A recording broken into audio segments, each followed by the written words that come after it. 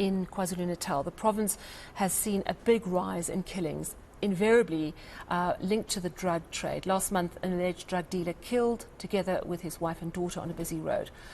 On Saturday, police shot dead 5 suspects believed to be linked to those murders. Then, in an unrelated event, 6 people shot dead in Umbumbulu, and an 18-year-old suspect has been arrested in relation to some of those killings. eNCA's Dasen Thathiah has been out and about on the story, and he joins me now from Durban.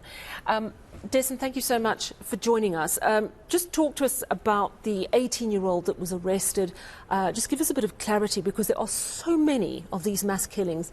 It's really hard to keep track of what is happening where. I mean, it's becoming endemic, really.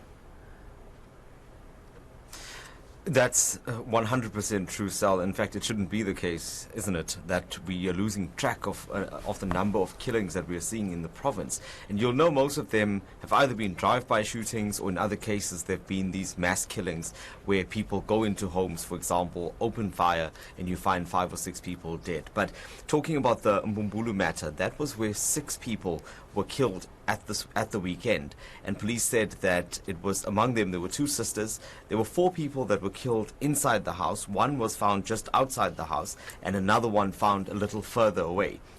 Police at the time had also said that in that house they'd found drugs, and there was a suspicion that that house could have been used for drug dealing, or there were some drug-related activities that were taking place there. And now police telling us this afternoon that an 18-year-old suspect was arrested for those murders. In fact, he's one of what they expect to be several arrests in this matter, and he'll be in court soon. But Sal, it's really part of a broader problem that we have in KwaZulu-Natal at the moment, and that is the issue of these drive-by shootings. You named a few of them. In fact, a bit of additional information was those suspects that you spoke about, the ones that were killed on Saturday, they themselves were linked to drug activities and the drug trade as well. So that seems to be the new element here, because there's always been this type of violence in KwaZulu-Natal. There's been taxi-related killings, but now there seems to be the added element of these so-called drug wars or drug-related killings now taking place either in broad daylight or in very public spaces. And what that's done is that it's caused a lot of anxiety among residents. Some areas are worse affected than others. I want us to listen to part of an interview that I did with a security specialist, Anwar Khan, and we spoke about this issue in particular. They are no longer the type of hitmen that we were used to. You know, before a hitman would come and he used to make sure that there's no collateral damage. Yeah. So he'll hunt whoever the target is, wait for that person to be solo on his own, and then take him out. But if you look at the recent killings, it's families are getting taken out, women and children are getting taken out, and that is a great concern. I mean, they come into a community like the community of Wentworth, and they just open fire. We had innocent people that are sitting in their flats watching TV, getting hit and killed by stray bullets. And as you say, Dasen, it seems that the taxi wars is something we're familiar with, KwaZulu-Natal, but these drug wars seem to be escalating. One wonders why now? What has changed to suddenly make these hitmen so much more reckless? One wonders if the drug trade itself has mushroomed in this area, and if so, why? What are the police saying?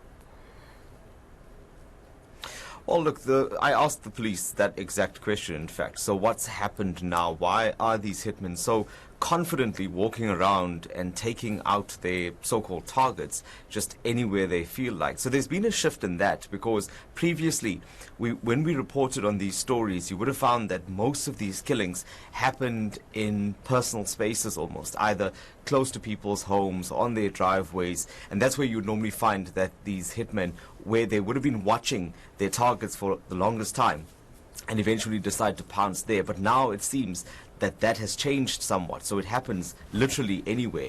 There are shootings that happen on public roads, others at malls. I mean, we've covered all of these, and you just keep asking yourself, how is it that they are so confident, the hitmen that is, where they can just pull out their firearms and open fire on these vehicles? But the police say that, according to them, they're not sure exactly what's changed, but they also understand the anxiety that communities are feeling.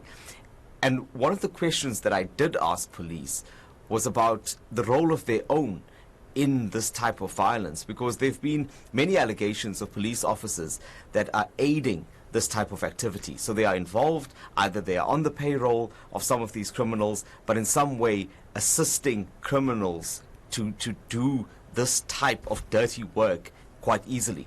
And this is what the SAPS had to say to me, particularly on that issue. A police officer who is corrupt dents our image. And we have arrested police officers in the past for corruption. So we can't say no to what the public is saying, that some of us are corrupt. But yes, we might not know them because they are ours. They do. Just one message, just this person is corrupt, he does this. We investigate, we get rid of them. The minister was vocal on Saturday when he said one of the suspects who were killed, his father is a former cop, who's been involved in some kind of wrong things. Like sometimes was arrested with a police radio, police info, but it's no longer in the service.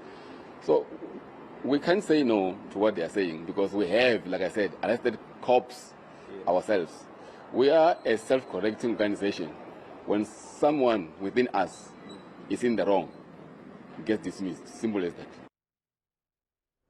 All right, well, thank you very much for that update on the picture in KwaZulu-Natal. Really worrying. Those killings continue. eNCA's Dasen Thathiah in Durban for us. Now, still